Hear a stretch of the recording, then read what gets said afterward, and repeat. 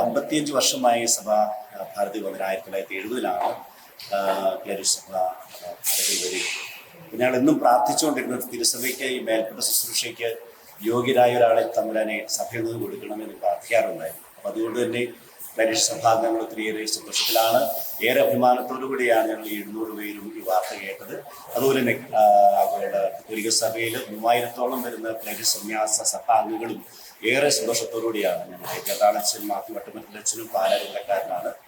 അപ്പം ഒത്തിരിയേറെ സന്തോഷമുണ്ട്. ഞങ്ങളെ ഏറ്റവും പ്രിയപ്പെട്ട ജെയിംസ് അച്ഛൻ എൻ്റെ പ്രിയപ്പെട്ട സുഹൃത്തുമാണ്.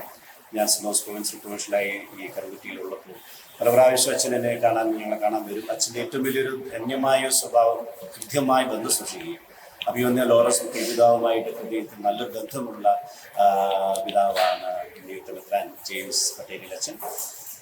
അതിലുപരിയായിട്ട് ഞങ്ങൾക്ക് ദൈവത്തിനോട് നന്ദി പറയാനുള്ളത്,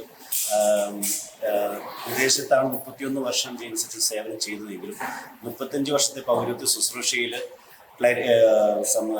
സീറോ മലബാർ സഭയുടെ പൂർണ്ണതയിൽ അതിൻ്റെ പാരമ്പര്യം മുഴുവൻ കാത്തു സൂക്ഷിക്കാനായിട്ട് സാധിച്ചിട്ടുണ്ട്.